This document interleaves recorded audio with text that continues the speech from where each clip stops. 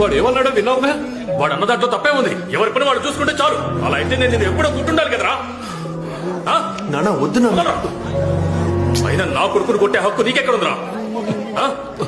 నీ గురించి ఆలోచించి ఆలోచించి నాన్న త్వరగా వెళ్ళిపోయారు తెలుసా.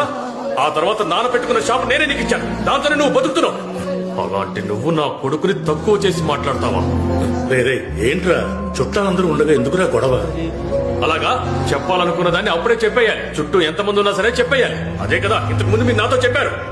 అందుకే ఇది ఇప్పుడు చెప్తేనే కరెక్ట్ గా ఉంటుంది. నలుగురు ముందు చెప్తేనే వీడికి బుద్ధి వస్తుంది. ఉద్యోగం సద్యోగం లేకుండా బేవర్స్ గా తిరుగుతున్నాడు. వీడికి సపోర్ట్ చేస్తున్నావు. నీకు సిగ్గుగా లేదంట్రా? నాన్న ఇప్పుడు నీ వయసు ఎంత? నీ వయసు ఎంతో చెప్పరా? 26. వీడి వయసులో మీరేం చేస్తుండేవారు? ఏమీ చేసేవారు కాదు. సిగ్గు గురించి మాట్లాడారు కదా. కోళికోడ్లో పక్కింట్లో ఒక అమ్మాయితో మిమ్మల్ని చూసి కట్టి పడేసినప్పుడు ఆ రోజు మన నాన్న పడిన బాధలో వెయ్యో వద్దు కూడా వీడి వల్ల నేను ఎప్పుడు అనుభవించలేదు. ఒకళ్ళకి నీతులు చెప్పేటప్పుడు వాళ్ళ గురించి కాస్త ఆలోచించుకోవాలి. అప్పుడు నీతులు చెప్పాలి. నా కొడుకు ఎలా బతకాలో వాడికి తెలుసు. వాడికి ఎవరో నీతులు చెప్పక్కర్లేదు.